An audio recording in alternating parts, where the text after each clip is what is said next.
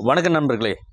தருமபுரி மாவட்டம் மற்றும் நாகப்பட்டினம் முழுவதும் ஏமாந்து போனவங்க, திருப்பூரில் ஏமாந்த மக்கள், இந்த கோயமுத்தூர், சங்ககிரி, பவானி போன்ற பகுதியில் ஏமாந்த மக்கள் நன்றாக ஒன்று கேட்டுக்குங்க. உங்களுக்கு உங்களுடைய பணம் வேணும்னா காவல்துறை கிட்ட போய் முறையிடுங்க, காவல்துறையிட்ட போய் சொல்லுங்க.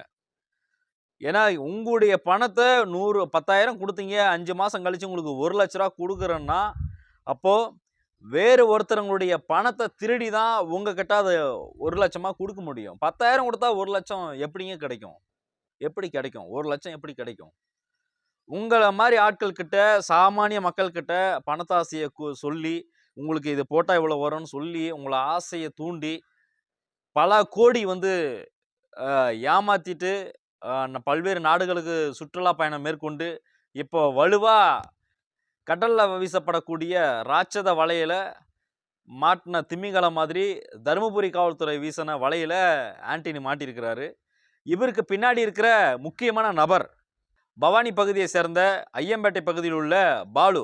இந்த பாலுன்ற நபர் தான் இந்த ஆண்டனி இருக்கார் இல்லையா, இவருக்கு மிகப்பெரிய ஒரு பேக் போனா இருந்துட்டு இருக்காரு.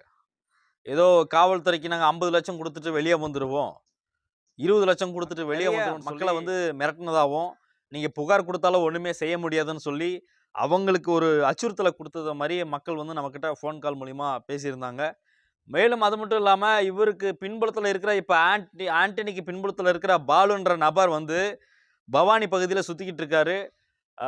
தருமபுரி காவல்துறை மற்றும் நாகப்பட்டினம் காவல்துறை, பவானி பகுதியில் இருக்கிற காவல்துறை, இந்த பவானி பகுதியில் இருக்கிற ஏதோ மேட்டுப்பாளையம் சின்ன ஒரு கிராமம், ஐயம்பேட்டைன்ற கிராமம், இதுக்குள்ளே தான் இவங்க இந்த பாலுன்ற நபர் இருக்கிறாருன்னு சொல்லப்படுது.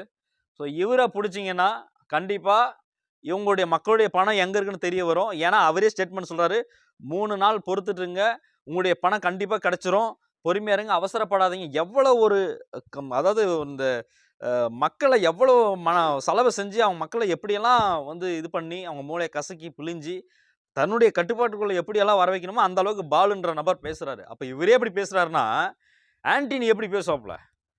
அவருக்கு ட்ரைனிங் கொடுத்த பாதிரியார்கள்லாம் எப்படி இவங்களுக்குலாம் ட்ரைனிங் கொடுத்துருப்பாங்க? திருடன் மெசேஜ் பண்ணிட்டு இருக்கான், வாட்ஸ்அப் கால்லேயே மெசேஜ் பண்ணுறாங்க, மக்கள்கிட்டேருந்து ஆசைய வார்த்தையை கூறி உங்களுக்கு இவ்வளோ பண்ணுறேன்னு சொல்லி அந்த திருடன் பார்த்தியா அந்த பாலு, இவன் பவானி சைடில் இருந்துக்கிட்டு ஆடியோ மெசேஜ் போட்டுட்ருக்கான். ஃபோன் கால் சுவிட்ச் ஆஃப் பண்ணி வச்சுட்டு ஆடியோ மெசேஜ் போட்டுட்ருக்கான். 3 நாள் பொறுத்துங்க, 2 நாள் பொறுத்துங்கன்ட்டு. நல்லா கவனமாக கேட்டுக்குங்க. பப்ளிக், அதாவது உங்கள் பணம் பெரிய இடத்துல போய் லாக் ஆகிருக்கும். நீங்கள் காவல்துறைக்கிட்ட சொன்னாதான் காவல்துறை அதுக்கான வேலையை செய்யும். நீங்கள் இன்னும் அவங்க மேலே புகார் கொடுக்காம நம்ம பணம் வரும்னு நினச்சிட்டீங்கன்னா சத்தியமாக வராது.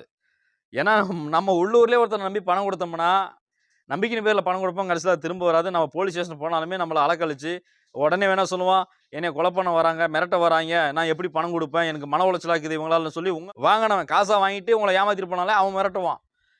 ஆனால் இவங்க ஸ்டெயிலாக பாலுன்றவர் கிளாஸ் எடுக்கிறாரு உங்களுக்கு பப்ளிக்கு. நீங்கள் எதுவும் கவலைப்படாதீங்க, யார் எது சொன்னாலும் நம்பாதீங்க, எதுவும் நீங்கள் அவசரப்பட்டு முடிவு எடுத்துடாதீங்க, கண்டிப்பாக அவர் ஜாமீனில் வெளியே, ஒரு ஆண்டனி ஜாமீனில் வெளியே வருவார், கண்டிப்பாக உங்களுடைய பணம் செட்டில்மெண்ட் ஆகும், 3 நாள் பொறுத்துக்குங்க, யார் என்ன சொன்னாலும் சரி, எந்தெந்த லிங்க்கில் எந்தெந்த வாட்ஸ்அப் மெசேஜ் எப்படிலாம் அவர் ஆண்டனியை பற்றி தப்பாக பேசி மெசேஜ் போடுறாங்க அப்படின்னு இந்த திருடன் சொல்கிறான்.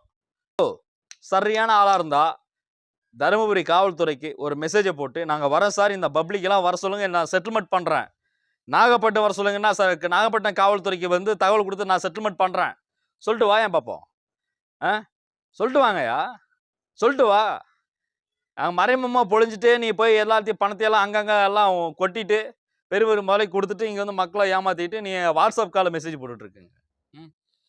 ஸோ பப்ளிக்கு அவேர்னஸாக இருங்க. உங்களுடைய பணம், உழைச்ச பணமே நமக்கு சரியாக நிற்கிறதில்ல, கவனமாக இருங்க. இவங்க எல்லாமே பக்கவாக ஸ்கெட்சு போட்டு உங்களுடைய பணத்தையெல்லாம் சூறையாடி இருக்கிறாங்க. மோசமான ஒரு நிலவரத்தில் இருக்குது. ஸோ தயவு செய்து முடிஞ்ச அளவுக்கு காவல்துறையை போய் சந்தித்து காவல்துறைக்கிட்ட போய் புகார் கொடுங்க. உங்களுடைய பணம் எங்கே இருக்குன்னு அப்போ தான் அவங்களால கண்டுபிடிக்க முடியும். பாலு பேசுன இந்த ஆடியோ கேளுங்க, இதுதான் உங்களுக்கு ஆதாரம். ஹாய் கைஸ், நாகப்பட்டி இன்னைக்கு ஸ்பெஷல் ஈவினிங் கைஸ். நான் டைரெக்டாக பாயிண்ட்டுக்கு போகிறேன் கைஸ். இந்த 2 நாளாக பார்த்தீங்கன்னா உங்களுக்கு நிறைய லிங்க் வந்திருக்கும். ஆண்டனி சார் கைது செய்யப்பட்டார், ஆண்டனி சார் ஃபேமிலியோட கைது பண்ணிட்டாங்க, அவர் அந்த மோசடி இப்படி பண்ணிட்டாரு, இந்த மோசடி பண்ணிட்டாரு, இப்படி செஞ்சிட்டாருன்னு சொல்லி நிறைய லிங்க்கும் நிறைய வாட்ஸ்அப்பும் சரி நிறைய உங்களுக்கு வந்திருக்கும் கைஸ். நான் அதை பற்றி நான் கிளியர் அப்டேட் கொடுக்குறேன். ஆண்டனி சார் உண்மையிலே கைது செஞ்சிட்டாங்க, அதில் எந்த ஒரு மாற்று கருத்தில். ஒரு சிலர்கிட்ட நான் வந்து அது எதனால் கைது செஞ்சாங்க, அது என்ன ப்ராப்ளம் அப்படிங்கிறது ஒரு சிலர்கிட்ட வந்து நான் பேசிட்டேன். ஏன்னா என்னோடய ஃபோனுமே ட்ராக்கில் இருக்குது. அந்த 2 நாளாக பார்த்தீங்கன்னா ஃபோன் சுவிட்ச் ஆஃபில் தான் இருக்கும். அப்பப்போ வாட்ஸ்அப் ஓப்பன் பண்ணி ஒரு சிலர்கிட்ட நான் பேசிட்டேன் என்ன காரணம் அப்படின்னு சொல்லி. இன்னும் ஒரு சிலர்கிட்ட வந்து நான் பேச வேண்டியது இருக்குது. இந்த ஒரு 2 நாள் விடுங்க, ஃபோன் எல்லாம் ரெடி ஆயிரும், ப்ளஸ் அந்த ட்ராக்கிங் எல்லாமே சரியாயிடும். மீதி இருக்கிற பீப்புள்ஸ்கிட்ட எல்லாமே நான் பேசுகிறேன். ஒருத்தர் விடாமல் எல்லாத்திட்டையுமே நான் வந்து பேசுகிறேன். என்ன காரணம் ஏன் அப்படிங்கிறது உங்களுக்கு எல்லாமே கிளியராக நான் சொல்லிடுறேன். Point number 1. பாயிண்ட் நம்பர் 2 பார்த்தீங்கன்னா கைஸ், நாகப்பட்ட டீமு ஏம்டெக் பற்றி இவ்வளோ தான் இல்லை, கிட்டத்தட்ட ஒரு வருஷமாக பார்த்துருப்போம். ஒரு நெகட்டிவ்னா அவ்வளோ தூரம் நம்ம ஊதி பெருசு பண்ணுவாங்க. அது நம்ம எனிமீஸுக்கு சொல்லவே வேண்டாம். இந்த மாதிரி விசிஸ் வந்துன்னா அப்படியாச்சாமா இப்படியாச்சாமா, இவருக்கு ஜாமீனே கிடைக்காதம்மா, 1 மாதம் ஆகுமா, 2 மாதம் ஆகுமா, 3 மாதம் ஆகுமா, 6 மாதம் ஆகும்னு சொல்லி ஒருத்தர் சொல்லுவாங்க. இன்னொருத்தர் வருஷக்கணக்காகும்னு இன்னொருத்தர் சொல்லுவாங்க. ஒருத்தர் அவ்வளோதான்டா பேமெண்ட்டு இனிமேல் வாங்க மாட்டேன்னு சொல்லுவாங்க. இவ்வளோ தான் இருக்காது, அவ்வளோ தூரம் ரூமர்ஸ் போகும். இது வந்து நம்ம இன்றைக்கி ஸ்டார்ட் பண்ணல. நம்ம உங்களுக்கே தெரியும், குரூப்பில் இருக்கிற அத்தனை பேருக்கு தெரியும், கிட்டத்தட்ட ஒரு வருஷத்தில் நம்ம எவ்வளோ ரூமர்ஸை நம்ம தாண்டி வந்து ஸ்டாண்ட் பண்ணோம். அக்கௌண்ட்டு இப்போ தான் 2 மாதத்துக்கு முன்னாடி லாக் பண்ணாங்க. அதெல்லாம் சரி பண்ணி அக்கௌண்ட்டு ஓப்பன் பண்ணி பேமெண்ட் அவுட்புட் பண்ணும்போது இந்த இஷ்யூஸ் வந்துருச்சு கேஸ். நான் இன்னும் திரும்ப சொல்கிறேன், கூடிய சீக்கிரம் அந்த இஷ்யூஸ்லேருந்து நாங்கள் மீண்டு வந்துடுவோம். எப்பயும் போல் இந்த நின்ன பேமெண்ட்டை நாங்கள் ஃப்ளோ ஸ்டார்ட் பண்ணிடுவோம். அந்த ஒரு செக்யூரிட்டி மட்டும் சொல்கிறேன். தயவு செஞ்சு நெகட்டிவாக நினைக்காதீங்க. சொல்கிறவங்க 1000 வேணால் சொல்லுவாங்க.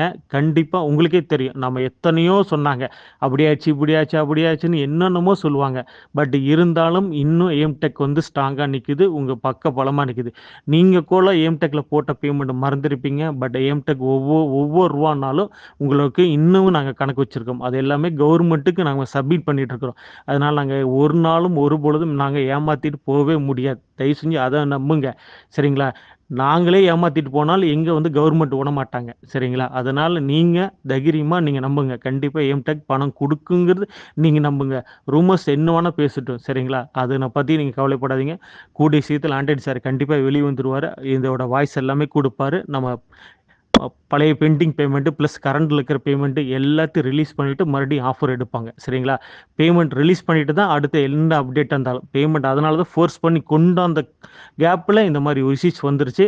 கண்டிப்பாக அதுலேருந்து கூடிய சீக்கிரத்தில் எல்லாமே வெளியே வந்து நார்மல் நிலைமைக்கு வந்துடும். பேமெண்ட் அவுட்புட் பண்ணிவிட்டு தான் அடுத்தடுத்த ஆஃபர் எடுப்போம், சரிங்களா? அதனால் தயவு செஞ்சு இது வரைக்கும் பொறுமையாக இருந்தீங்க. தயவு செஞ்சு என்னோடய வாய்ஸ்க்கு கொஞ்சம் ரெஸ்பெக்ட் கொடுங்க. தயவு செஞ்சு நெகட்டிவாக மட்டும் திங்க் பண்ணாதீங்க. நான் கிளியர் அப்டேட் உங்களுக்கு 2 நாளைக்கு ஒருக்க சொல்கிறேன். ஃபோன் ட்ராக்கில் இருக்குது, அதனால தான் நிறைய பேர் கூப்பிட்டாங்க, என்னால் நான் வந்து பேச முடியல. தயவு செஞ்சு யாரும் தப்பாக நினைக்காதீங்க. ஒரு 2-3 நாள் கழித்து நார்மல் ஆயிரும். ஒரு சில பேர்ட்டு இன்னும் பேசாமல் இருக்கிறேன். கண்டிப்பாக நான் லைனில் வந்து என்ன சிச்சுவேஷன் எதனால், ஏன்னா பொது வழியெல்லாம் அந்தளவுக்கு பேச முடியாது, உங்களுக்கு புரிஞ்சிருக்குன்னு நினைக்கிறேன். நான் எல்லாத்திட்டையும் தனிப்பட்ட முறையில் எல்லாத்திட்டையுமே நான் கிளியர் அப்டேட் நான் பேசுகிறேன். யார்ட்டையுமே பேசாமல் இல்லை. ஒரு 2-3 நாள் மட்டும் டைம் கொடுங்க. கொஞ்சம் இஷ்யூஸ்லாம் இருக்குது, அது எல்லாமே சரி பண்ணிவிட்டு உங்களுக்கு எல்லாத்துக்கும் நான் கிளியர் அப்டேட் கொடுக்குறேன். நான் திரும்ப உங்கள்கிட்ட ஒன்று கேட்குறேன், தயவு செஞ்சு யாரும் நெகட்டிவாக மட்டும் திங்க் பண்ணாதீங்க. கூட இருக்கிறவங்க இவ்வளோ இஷ்யூஸ் பண்ணவங்க யாருன்னு எனக்கும் தெரியும். நான் இந்த நேரத்தில் நான் உங்கள்கிட்ட போய் சண்டை போட்டுட்டு இருக்க முடியாது, சரிங்களா? எல்லாருமே எனக்கு தெரியும், யார் இவ்வளோ தூரம் பரப்பி விட்டது, என்னென்னலாம் பண்ணுறாங்கிறது எல்லாமே எனக்கும் தெரியும், சரிங்களா?